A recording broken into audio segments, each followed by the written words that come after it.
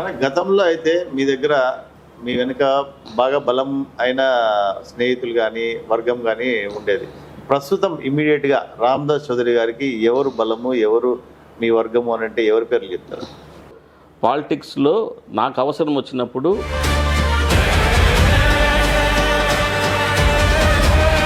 ఫైనాన్షియల్గా చాలా వీక్ అయిపోయినారు రామదాస్ చౌదరి గారు, ఫైనాన్షియల్గా చాలా ఎత్తిపోయినారు. ప్రస్తుతానికి ఆయన దగ్గర డబ్బు లేదు కాబట్టి ఆయన విజయం సాధించలేరు, ఇంతకుముందు కూడా సాధించలేకపోవడానికి మెయిన్ కారణము అని అంటూ ఉంటారు. వాళ్ళకి మీరు ఇచ్చే సమాధానం ఏంటి?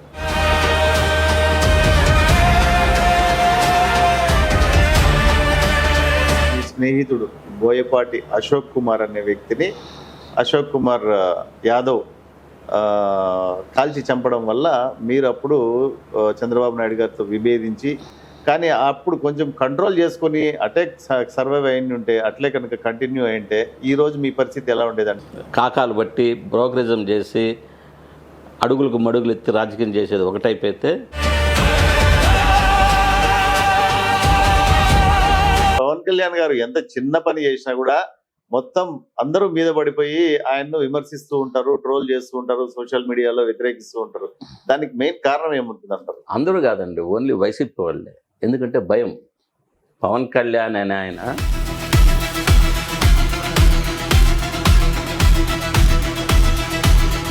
రాబోయే జిహెచ్ఎంసీ ఎన్నికల్లో జనసేన పార్టీ పోటీ చేయబోతుందా? ఇప్పటిదాకా నాకు ఆలోచన లేదు, మీరే కల్పించినారు కాబట్టి.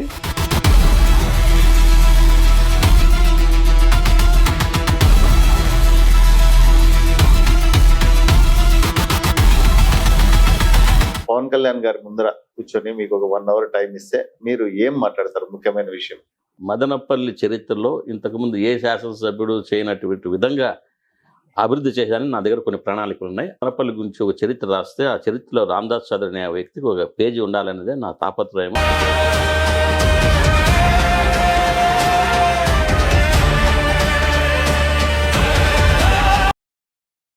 అన్న, మిగతా రాజకీయ నాయకులు, మదనపల్లిలో ఉన్న మిగతా రాజకీయ నాయకులు, దొమ్మలపాటి రమేష్ గారు కావచ్చు, నరేష్ కుమార్ రెడ్డి గారు కావచ్చు, వాళ్ళు మీకు సమకాలీకులు. కాలేజీలో ఒక 1 year సీనియర్స్ అయినప్పటికీ సమకాలీకులు. వాళ్ళతో మీ రిలేషన్ ఎలా ఉంటుందన్న? బాగుందండి. వ్యక్తిగతంగా నాకు ఎటువంటి అభిప్రాయం లేదండి. రాజకీయంగా విభేదించవచ్చు కానీ అందరితో సత్సంబంధాలు ఉన్నాయి. ఇప్పుడు నరేష్ కుమార్ రెడ్డి తీసుకోండి, రమేష్ తీసుకోండి, లేకపోతే ఇప్పుడు షాజహాన్ బాషా తీసుకోండి, తిప్పారెడ్డి గారిని తీసుకోండి, అందరితో నాకు మంచి సంబంధాలు ఉన్నాయి. మీ ముగ్గురిని ఈ రాజకీయాల్లో ఉన్న వాళ్ళు ఒక పేరు పెట్టి పిలుస్తారు. ఆ పేరు మీకు తెలుసా అన్న? గురువులు అంటారు అనమాట. గురువులని గురువులకే గురువులు అని. యాక్చువల్గా అయితే మీరు ప్రజల ముందర అయితే ఏ విధమైన వాళ్ళకు మీకు అసలు ఏ విధమైన పొంతన లేదని, చాలా వైరం ఉంటుందని చెప్పి ఇస్తారు కానీ, కవరింగ్ ఇస్తారు కానీ, బట్ ఏ సమస్య వచ్చినా ఈ ముగ్గురులో ఎవరికి ఏ సమస్య వచ్చినా కూడా ముగ్గురు ఏకమయ్యి మిగతా ఇద్దరు ఒకరికి సాయం చేస్తారు అని అంటారు. నేను అదే చెప్తున్నాను చరణ్ గారు. రాజకీయంలో మనం కొనసాగినన్ని నాళ్ళు మనకు ప్రత్యర్థులు ఉంటారే కానీ శత్రువులు ఉండకూడదు. ఇప్పుడు వీళ్ళందరూ కూడా రాజకీయంగా నాకు ప్రత్యర్థులే కానీ వ్యక్తిగతంగా నాకు శత్రువులు కాదు. కాబట్టి రాజకీయంలో వేరు, వ్యక్తిగత జీవితం వేరు. వ్యక్తిగతంగా నా జీవితంలో అందరితో నాకు మంచి సంబంధాలు ఉన్నాయి. ఓకే, అయితే అది నిజమే. అయితే మీరు గురువులే. అయితే అన్న, నెక్స్ట్ కూటమి గవర్నమెంట్ వచ్చి దాదాపు 2 సంవత్సరాలు అవుతుంది. ఈ 2 సంవత్సరాల మీద మీ ప్రోగ్రెస్ రిపోర్ట్ మీ చేతికి ఇస్తే ఎన్ని మార్కులు వేస్తారు? ఖచ్చితంగా అండి. ఇప్పుడు ఎన్నికలప్పుడు కూటమి ప్రభుత్వము ప్రజలకి సూపర్ 6 అని చెప్పనేసి ఒక ప్రామిస్ హామీలు ఇచ్చింది. మీరు చెప్పండి, మీరు పత్రికా రంగంలో ఉన్నారు కాబట్టి, పాత్రికేయ రంగంలో ఉన్నారు కాబట్టి, ఆ 6 హామీలు ఏది నెరవేర్చలేదు? పెన్షన్లు పెంచారు, అందరికీ ఇస్తున్నారు. మళ్ళీ ఈ మధ్యలో 20 లక్షల పెన్షన్లు మళ్ళీ కూడా యాడ్ చేస్తామని చెప్తున్నారు. తల్లికి వందనం అన్నారు, ఎంతమంది బిడ్డలు ఉంటే అంతమందికి ఇచ్చినారు. ఉచిత సిలిండర్లు అన్నారు, 3 సిలిండర్లు ఇస్తున్నారు. ఉచిత బస్సు ప్రయాణం అన్నారు, ఉచిత బస్సు ప్రయాణం ఇస్తున్నారు. కాబట్టి చెప్పిన హామీలన్నీ కూడా ఎంత ఆర్థిక లోటున్నా, ఆర్థిక ఇబ్బందులు ఉన్నా కూడా ఈ ప్రభుత్వము ఖచ్చితంగా అన్ని హామీలు నెరవేరుస్తున్నారు. కాకపోతే మీరు చెప్పినట్లు స్థానికంగా కొంతమంది నాయకులకు చిన్న చిన్న పనులు జరగలేదనో ఏదో కొద్దిగా అసమ్మతితో ఉండొచ్చు, కానీ పబ్లిక్ అయితే రాష్ట్ర వైసీపీ గవర్నమెంట్లో ఒక ఫ్రస్ట్రేషన్కి గురైపోయినారు, ఒక ఉక్కపోతకు గురైపోయినారు, ఒక భయాందోళనకు గురైపోయినారు. ఇప్పుడు ప్రజలందరూ స్వేచ్ఛగా వాళ్ళ పనులు వాళ్ళు చేసుకుంటా ఉన్నారు. కాబట్టి ఖచ్చితంగా ఇది సక్సెస్ఫుల్ గవర్నమెంటే. సో అవుట్ ఆఫ్ 10 ఎన్ని మార్క్స్ ఇస్తారు మీరు కూటమి గవర్నమెంట్కి? Out of 10 9.5. చాలా ఎక్కువ ఇచ్చినారన్న. కానీ లో లెవెల్లో చాలా సమస్యలు అయితే ఉన్నాయి. నేను మీకు అదే మళ్ళీ చెప్తున్నా, ఈరోజు కూడా మీరు కావాలంటే సర్వే నిర్వహించండి. ఏదైతే ప్రభుత్వం హామీ ఇచ్చిందో అన్ని హామీలు నెరవేర్చింది. లోకల్గా ఉన్న పార్టీ నాయకులు అవ్వచ్చు, కూటమి నాయకులు అవ్వచ్చు, వాళ్ళలో కార్యకర్తలు అవ్వచ్చు, వాళ్ళలో కొంతమందికి న్యాయం జరగలేని ఒక నిరాశ నిస్పృహలు ఉన్నమాట వాస్తవమే. కానీ కామన్ పబ్లిక్ అయితే లాస్ట్ గవర్నమెంట్తో పోల్చుకుంటే హ్యాపీగా ఎవరి పనులు వాళ్ళు చేసుకుంటూ ఉన్నారు. యాక్చువల్గా అయితే మీరు ఈ 7 సంవత్సరాలు జనసేన పార్టీలో ఉన్నప్పుడైతే ఏ సమస్య మీద పోరాటం చేయడం కానీ, ఏ సమస్య మీద నిలదీయడం కానీ మేమైతే చూడలేదు. సో అంటే సమస్యలు లేవని అనుకోవచ్చా, లేకపోతే కూటమి గవర్నమెంట్లో ఉన్నాం కాబట్టి సర్దుకుపోతున్నారా? క్షమించాలి, చరణ్ గారు మదనపల్లి నియోజకవర్గానికి సంబంధించి పాత్రికేయ రంగంలోకి మీరు ఎప్పుడు ఎంటర్ అయినారు? తక్కువ వయసే, ఒక 2 సంవత్సరాలు. కాబట్టి ఇంతకుముందు ఉన్న మీ పాత్రికేయ మిత్రుల్ని, మీ సహచరుల్ని, మీ సీనియర్స్ని అడగండి. గత వైసీపీ ప్రభుత్వంలో ఎన్ని ప్రజా వ్యతిరేక పోరాటాలు మేము చేశాము, ప్రభుత్వ వ్యతిరేక పోరాటం ప్రజలకు చెడ్డ చేసినప్పుడు. నేను మీకు ఇంత బండల్స్ ఇస్తాను. మేబీ సబ్జెక్టు కరెక్షన్ అన్న. 7 సంవత్సరాల నుంచి పార్టీలో ఉన్నారు, ఈ 2 సంవత్సరాల నుంచి ఏం పోరాటం చేయలేదు అని నా ప్రశ్న.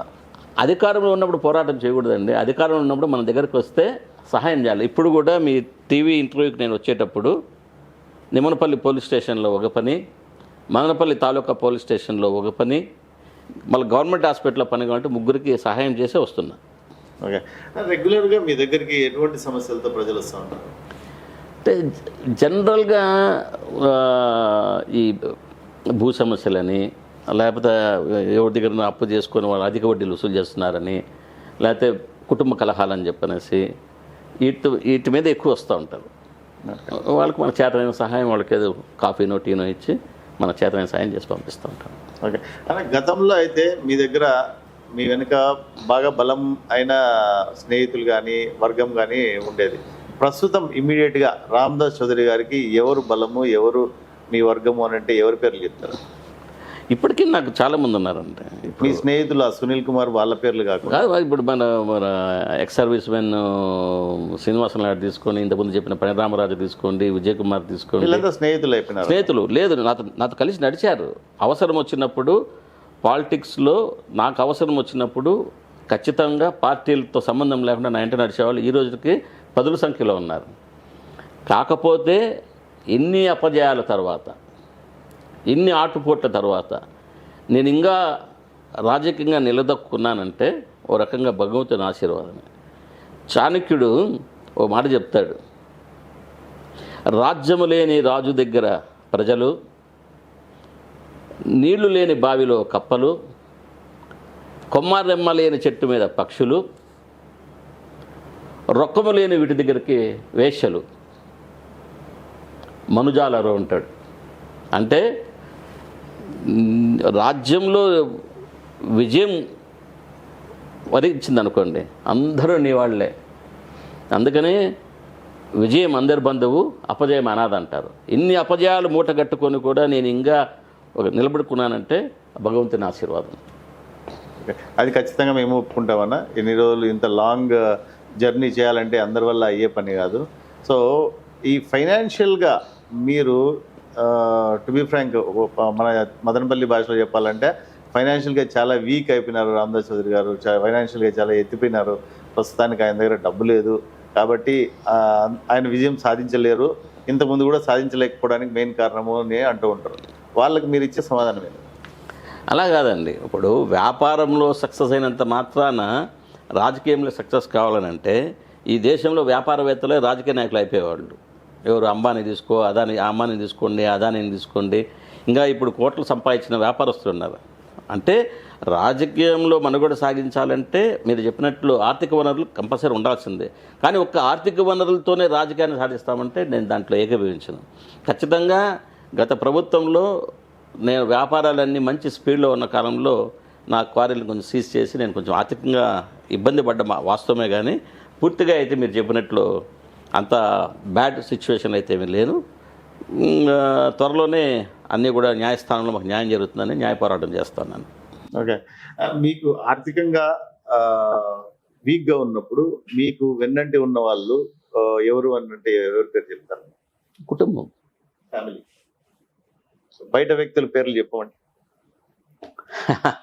బయట వ్యక్తులంటే ఒక మాట సహాయము, ఒక భరోసా ఇచ్చారు, కానీ ఆర్థికంగా అయితే నేను ఎవరి దగ్గర చేయాల్సింది లేదండి. ఓకే, గతంలో మీ స్నేహితుడు బోయపాటి అశోక్ కుమార్ అనే వ్యక్తిని అశోక్ కుమార్ యాదవ్ కాల్చి చంపడం వల్ల మీరు అప్పుడు చంద్రబాబు నాయుడు గారితో విభేదించి ఈ పార్టీలో ఉండను అని చెప్పి బయటకు వచ్చేసి, మళ్ళీ ఆయనకైతే మీరు న్యాయం ఏం చేయగలిగింది లేదు, కానీ మీకున్న స్నేహం దృష్టిలో పెట్టుకొని బయటకు వచ్చారు. కానీ అప్పుడు కొంచెం కంట్రోల్ చేసుకుని అటాక్ సర్వైవ్ అయి ఉంటే, అట్లే కనుక కంటిన్యూ అయింటే ఈ రోజు మీ పరిస్థితి ఎలా ఉండేది అంటే ఏం చెప్తారు? అదేంటి, ఇప్పుడు ఏదైనా కానీ మీకు ఇంటర్వ్యూ స్టార్టింగ్లోనే చెప్పాను, కాకాలు బట్టి బ్రోకరిజం చేసి అడుగులకు మడుగులు ఎత్తి రాజకీయం చేసేది ఒకటైపోతే, తిరగబడి న్యాయం జరిగిన చోట తిరగబడే వ్యక్తిత్వం ఇంకో రకంగా ఉంటుంది. నిజంగానే ఆ రోజు ఆవేశం నేను పడకుండా ఉండాలంటే మీకు చిన్న ఉదాహరణ చెప్తానండి. మనల్ని నమ్మిన వ్యక్తి, నాతో ఉన్న వ్యక్తి అన్యాయంగా, ఇప్పుడు ఒక పోలీస్ ఆఫీసర్ వచ్చి పాయింట్ బ్లాంక్ నుంచి అతను ఫైర్ చేశాడంటే అతను యాంటీ సోషల్ ఎలిమెంట్ కాదు, నక్సలైట్ కాదు, పోనీ అక్కడ ఏమన్నా ఎర్రచందనం జరుగుతుంది ఏం లేదు, జస్ట్ కూర్చొని పేకాడుతూ ఉన్నారు.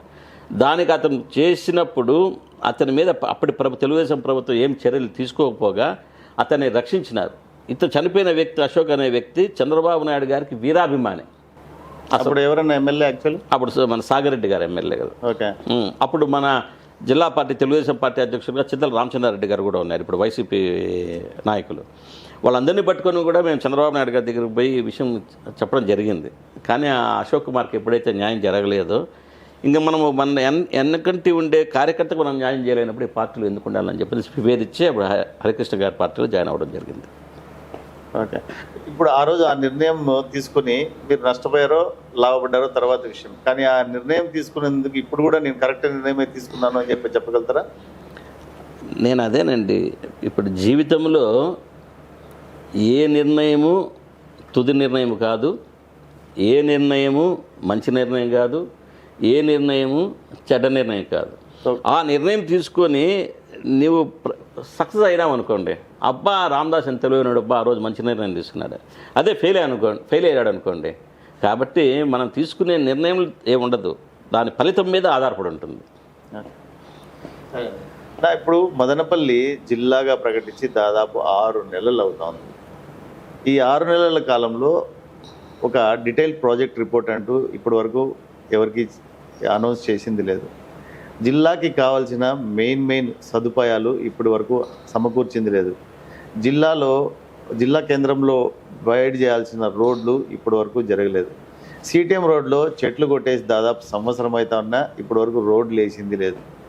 జిల్లా కేంద్రంలో ఒక ఇండోర్ అవుట్డోర్ స్టేడియం ఉండాలి, దానికి శంకుస్థాపన చేసినారు, కానీ దాని విధి విధానాలు ఇప్పటి వరకు తెలిసింది లేదు. జిల్లా కేంద్రంలో జిల్లా కలెక్టర్ ఆఫీస్ ఉండాలి, ఒక ఎస్పీ ఆఫీస్ ఉండాలి. అదృష్టవశాత్తు మనకు బీటీ కాలేజ్ బిల్డింగ్లు ఉన్నాయి కాబట్టి అక్కడ అకామిడేట్ చేయడం జరిగింది. ఇన్ని రోజులు ఈ 6 నెలల టైంలో ఇవన్నీ కూడా ఒక రూపకల్పన చేసి ప్రజలకు ఇన్ఫర్మేషన్ ఇవ్వాల్సిన బాధ్యత ఎవరిది, అది ఇప్పటి వరకు రాకపోవడానికి కారణం ఏంటి, దాని మీద మీ కార్యాచరణ ఏంటి? ఎప్పుడైతే మనని వైసీపీ ప్రభుత్వంలో మేమంతా కూడా మదనపల్లి జిల్లా సాధన సమితిని కార్యవర్గాన్ని ఏర్పాటు చేసుకొని ప్రజా సంఘాలు అయితే ఏమి, రాజకీయ పార్టీలు అయితే ఏమి 1 సంవత్సరం పాటు ఆందోళన చేస్తే అప్పటి ప్రభుత్వ పెద్దలు కానీ అప్పటి వైసీపీ నాయకులు కానీ కనీసం కూర్చోబెట్టి మీ డిమాండ్ లేనిదని మమ్మల్ని అడిగిన పాపాన పోలేదు. ఈ రోజుకి కూడా ఆ సందర్భంగా జరిగిన ఆందోళనలు పెట్టిన కేసులకు ఇప్పుడు కూడా మేమంతా కోర్టుల చుట్టూ తిరుగుతున్నాం. ఈ కూటమి ప్రభుత్వం దీంట్లో ఏదైతే జిల్లా ఏర్పడి మీరు చెప్పినట్లు 5 నెలలు కంప్లీట్ అయింది. ఇప్పుడే జూన్లో ఎంటర్ అయినాం, 5 నెలలు పూర్తి అయింది. ఈ 5 నెలల పూర్తిలోనే ఆల్మోస్ట్ అన్ని ప్రభుత్వ కార్యాలయాలు ఇక్కడ ఇప్పుడు ఏదన్నా ఒక ఇది జరిగినప్పుడు ఆ ప్రభుత్వ కార్యాలయాలు ఏర్పాటు చేయాలన్నా ఆ యంత్రాంగం అంతా కూడా ఇక్కడ షిఫ్ట్ కావాలన్నా కొద్దిగా టైం పడుతుంది. ఇప్పుడు అన్నీ జరిగిపోయినాయి. ఖచ్చితంగా డీటెయిల్ ప్రాజెక్ట్ రిపోర్ట్ పెట్టుకొని మదనపల్లిలో ఈ రోడ్లు వైడనింగ్ కావచ్చు, లేకపోతే మదనపల్లి జిల్లాకు కావాల్సిన ఇది కావచ్చు, ఇప్పుడు డిఎస్పీ బంగ్లాని కూడా డిమాలిష్ చేసి అక్కడ ఎస్పీ క్యాంప్ ఆఫీస్ కట్టాలని చెప్పేసి ప్రణాళికలు కూడా సిద్ధం చేశారు. కలెక్టర్ ఆఫీస్లో కూడా కొత్త బిల్డింగ్లు కట్టాలని చెప్పి ప్రణాళికలు సిద్ధం చేస్తున్నారు. త్వరలోనే ఇవన్నీ కూడా కార్యాచరణ 100% అవుతాయి.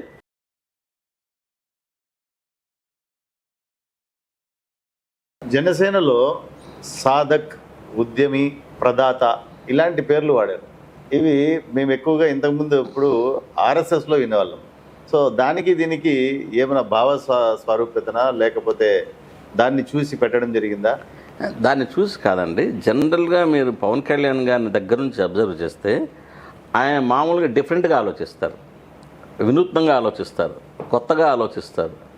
కాబట్టి ఇప్పుడు జనసేన అన్ని పార్టీలోనూ క్రియాశీలక సభ్యుడు, సాధారణ సభ్యుడు ఉంటారు. కానీ ఒక జనసేన పార్టీలోనే సాధకులు, ఉద్యమి, ప్రదాత ఈ రకంగా డిఫరెంట్గా పెట్టడం ఒక రకంగా ఆర్ఎస్ఎస్ మీద మా నాయకుడికి మంచి సదభిప్రాయం ఉంది. అందుకనే చెప్తాడు. మొన్న కూడా మీకు ఒక మీటింగ్లో చెప్పారు, ఒక రాజ్యసభ ఎంపీగా ఉండి ఎప్పుడైతే ఆ రాజ్యసభ పదవి అయిపోతానట్లే మళ్ళీ పదవి కోసం పార్టీ నాయకుల చుట్టూ తిరగకుండా ఆయన మళ్ళీ ఆర్ఎస్ఎస్ గ్రౌండ్ లెవెల్కి వెళ్ళిపోయారు. కాబట్టి ఆర్ఎస్ఎస్ ఎవరైతే కార్యకర్తలు ఉన్నారో వాళ్ళు చేసే పని విధానాన్ని చూసి మీరు కూడా నేర్చుకోండి అని చెప్పనేసి అప్పుడప్పుడు మాకు మీటింగుల్లో కూడా ఆయన చెప్తా ఉంటారు. వాట్ ఎగ్జాక్ట్లీ అన్న సాధక్, ఉద్యమి, ప్రదాత అంటే వాట్ ఎగ్జాక్ట్లీ మీనింగ్స్ ఏమన్నా? ఇప్పుడు ఉద్యమి అంటే ఎవరైతే సభ్యత్వం తీసుకుంటారో, ఎవరైతే క్షేత్రస్థాయిలో ఉంటారో వాళ్ళని ఉద్యమి అని, ఆ ఉద్యమిని ఒప్పించి మెప్పించి ఎవరైతే పార్టీలోకి తీసుకొచ్చి సభ్యత్వం చేయిస్తారో వాళ్ళని సాధకులని. ఓకే. ఎవరైతే పార్టీకి ఇదోదికంగా ఆర్థికంగా కావచ్చు, మేధో సంపత్తి కావచ్చు, ఐడియాలజీ కావచ్చు, ఎవరైతే పార్టీకి సపోర్ట్ చేస్తారో ప్రదాతలు, వాళ్ళని ప్రదాతలు 3 వర్గాలుగా డివైడ్ చేయడం జరిగింది. Great meaning. ఓకే.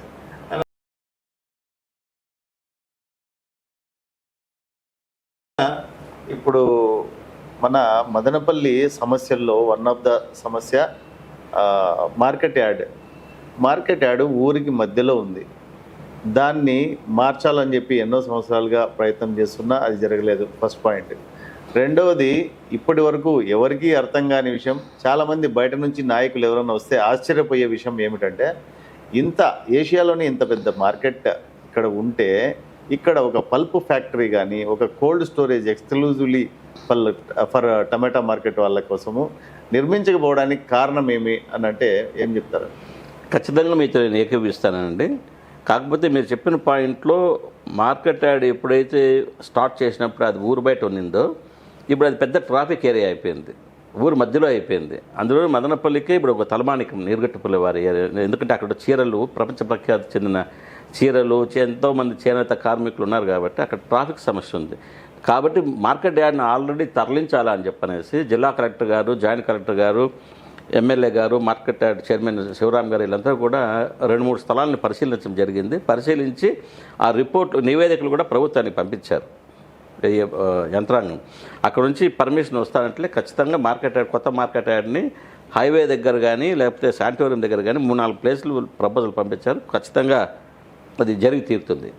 రెండో ప్రశ్న, నిజంగానే మదనపల్లి ఇంత పెద్ద టమాటా మార్కెట్, ఏషియాలోనే బిగ్గెస్ట్ టమాటా మార్కెట్ ఉన్నప్పుడు ఒక్కొక్కసారి రేట్లు పడిపోయినప్పుడు రైతులు చాలా నిరాశ నిస్పృహలకి, తీవ్ర నష్టాలకి లోనవుతున్నారు. ఆ పల్పు యూనిట్ రాకపోవడానికి కారణాలలో నేను కూడా ఓటమి అంగీకరిస్తున్నాను. దాంట్లో మా వైఫల్యం కూడా ఉండొచ్చు. కాబట్టి అధికారంలో ఉండేవాళ్ళు చిత్తశుద్ధితో గట్టిగా ప్రయత్నం చేసి మార్కెట్ యార్డ్ రైతుల్ని కాపాడాలంటే ఇక్కడ పల్ప్ యూనిట్ కంపల్సరీ రావాలా. గత ఎన్నికలప్పుడు కూడా మేము జనసేన పార్టీ తరఫున మా నాయకుడిని ఒప్పించి తెస్తామని చెప్పి చెప్పాము. దాని ప్రకారం మేము ఆల్రెడీ మా పార్టీకి లెటర్ కూడా పెట్టడం జరిగింది. త్వరలోనే దీనికి ఒక సమస్యకు పరిష్కారం వస్తుందని చెప్పి ఆశతో ఎదురు చూస్తాను. మీరు గతంలో ఈ పల్ప్ ఫ్యాక్టరీ కోసం కానీ కోల్డ్ స్టోరేజ్ కోసం కానీ ఏదైనా ఉద్యమాలు నిరసనలు చేయడం జరిగిందా? లేదు, మేము యాక్చువల్గా అయితే ఈ టమాటా రైతుల సమస్యలు పెట్టే ఎన్నో పోరాటాలు చేసి ప్రభుత్వాన్ని నివేదనలు పెట్టినాము. అప్పుడు రాజకీయ నాయకుల మీద ఒత్తిడి తీసుకొచ్చినాం, కానీ ఏది కార్యరూపం దాల్చలేదు. అందుకని చెప్తున్నాను కదా, ఇప్పుడున్న సమకాలీన రాజకీయాల్లో నేను కూడా ఉన్నాను కాబట్టి, నేను కూడా ఒక పార్టీలో ప్రముఖ స్థానంలో ఉన్నాను కాబట్టి ఇది మా అందరి వైఫల్యమే ఇది. కాబట్టి ఇంక మీ ఇక్కడ నుంచి అయినా కూడా పార్టీలు రాజకీయాలు పక్కన పెట్టి మదనపల్లిలో ఉన్న అందరి నాయకులు కూడా సమిష్టిగా వచ్చి దీన్ని పోరాటం చేసి దీన్ని సాధించేంత కూడా అందరూ కృషి చేయాలని చెప్పి నేను పిలిపిస్తా ఉన్నాను. మీరు మీ వైఫల్యం అని ఒప్పుకోవడము గ్రేటే అన్న, ఒప్పుకుంటాము. కాకపోతే మీకు పరిచయం లేని ఎమ్మెల్యేలు కానీ మీరు చూడని రాజకీయాలు కానీ లేదు. కాకపోతే ఏ ఎమ్మెల్యేనైనా ఆ జిల్లా మంత్రినైనా ఎందుకు ఇన్ని సంవత్సరాల్లో కన్విన్స్ చేయలేకపోయినారు అంటే ఏం చెప్తారు? నేను అందుకనే ఇంతకుముందు కూడా మీరు ఒక ప్రశ్న వేసినారు, మీ అనుయాయుల్ని ఒప్పించి ఎందుకు పార్టీలోకి రప్పించలేకపోయారని. కాబట్టి మేము ఎవరన్నా ఒప్పించాలన్నా మెప్పించాలన్నా వాళ్ళకు కూడా స్వతహాగా దీని మీద ఇంట్రెస్ట్, దాని మీద ఒక కమిట్మెంట్ ఉండాలి. కాబట్టి త్వరలోనే మన రాంప్రసాద్ రెడ్డి గారు మంత్రి గారితో కూడా మాట్లాడడం జరిగింది. ఖచ్చితంగా దీన్ని సాధిద్దాము, ముఖ్యమంత్రి గారి దృష్టికి తీసుకుపోదామని చెప్పారు. ముఖ్యమంత్రి గారు కూడా ఇంతకుముందు కొన్ని సందర్భాల్లో ప్రామిస్ చేయడం జరిగింది, మదనపల్లిలో టమాటా ప్రాసెసింగ్ యూనిట్ తీసుకొస్తామని చెప్పిన. ఆ దిశగా త్వరలోనే లోకేష్ బాబు గారిని మా ఉప ముఖ్యమంత్రి పవన్ కళ్యాణ్ గారిని కూడా కలిసి, మళ్ళీ పరిశ్రమల శాఖ మంత్రి టీజీ భరత్ గారిని కూడా మేమందరం కలిసిపోయి ఒక మెమరాండం ఇచ్చి ఆ దిశగా ప్రయత్నం చేస్తాం. అందులోనూ టీజీ భరత్ గారు అయితే మంచి సామాజిక స్పృహ ఉన్న వ్యక్తి, మంచి ఎంటర్ప్రినర్, ఆయన మంచి ఇండస్ట్రియలిస్ట్. కాబట్టి ఆయన సానుకూలంగా స్పందిస్తారని చూస్తాను. త్వరలోనే ఆయన కలవబోతున్నాం. సో మదనపల్లిలో ఉన్న ఇంకా వేరే సమస్యలు అయితే ఆల్రెడీ మనం డిస్కస్ చేసినామన్నా, రోడ్లు కానీ ఇంకోటి కానీ, వీటన్నిటి మీద ఒక డెడ్ లైన్ ఇచ్చి, మీరు కూటమి పార్టీలో ఉన్నా కూడా ఒక డెడ్ లైన్ ఇచ్చి ఇంత లోపల దీన్ని సాధించాలి అని, ఒకవేళ అది కనుక సాధించకపోతే మీరు నిరసన వ్యక్తం చేసే పరిస్థితి ఏమైనా ఉంటుందా? చూడండి చరణ్ గారు, ఒక రాజకీయ పార్టీ కావచ్చు, ఒక వ్యవస్థలో కొంచెం ఒక సిస్టమ్ ఉంటుంది. మదనపల్లిలో ప్రజల చేత ఎన్నుకోబడిన శాసనసభ్యుడు షాజాన్ బాషా గారు ఉన్నారు. ఆయన దీని మీద పెద్దన్న పాత్ర పోషించి, మీ ఇంతకుముందు చెప్పినట్టు సిటిఎం రోడ్లో చెట్లు కొట్టి ఆ రోడ్డు వైడనింగ్ కానీ, ఊర్లో ట్రాఫిక్ సమస్యలు కానీ, సిగ్నల్ లైట్స్ కానీ, రోడ్లు వైడనింగ్ కానీ ఆయన పెద్దన్న పాత్ర తీసుకొని దీని మీద అధికారులను కూర్చోబెట్టి మమ్మల్ని అందరినీ కూడా దాంట్లో భాగస్వామ్యాలు చేసి, ఇటు పార్టీలకు అతీతంగా అఖిలపక్షము మీరు నిర్వహించండి, అందరినీ అన్ని పార్టీల వాళ్ళని పిలవండి, అందరి ఒపీనియన్స్ తీసుకోండి, అన్ని నోట్ చేసుకోండి, కూటమిలో ఉన్న 3 పార్టీలను కలిసి మమ్మల్ని తీసుకొని పోతే ప్రభుత్వం మీద ఒత్తిడి వచ్చేది మా సహకారం కంప్లీట్ చేస్తామండి. అలా పవన్ కళ్యాణ్ గారు జనసేన పార్టీ స్థాపించినప్పుడు అయితే సిపిఐ సిపిఎం భావజాలంతో చెగువేరా ఫోటోతో ప్రజల ముందుకు రావడం అయితే జరిగింది. తర్వాత రాను సనాతన ధర్మం వైపు ఆయన ఇంట్రెస్ట్ చూపించడం జరిగింది. అది చాలా మందికి ఇష్టమైనదే, చాలా మంది సంతోషించారు కూడా.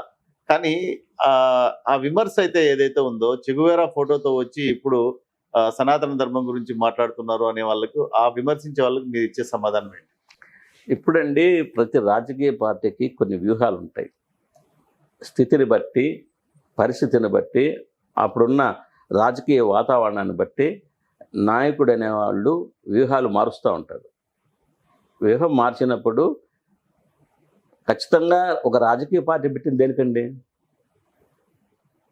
సక్సెస్ అవడానికి, అధికారం అందుకోవడానికి, ఆ అధికారం ద్వారా కొన్ని కోట్ల మందికి మేలు చేయడానికి. కాబట్టి అందులో వ్యూహంలో భాగంగానే ఏదైతే ఆయన ఒక నినాదంతో వచ్చినప్పుడు ప్రజలు దాన్ని స్వీకరించలేకపోయారు. అప్పుడు నాయకుడు అనేవాడు ఏం చేయాలా, పార్టీ ఏం చేయాలా, ప్రజలకు ఏం కావాలో వాళ్ళ దారిలోకి పోయి, వాళ్ళ లైన్లోకి పోయి విజయం సాధించాలి. కాబట్టి మా నాయకుడు వ్యూహం మార్చారు కాబట్టి ఫాలో అవుతాను. ఎస్,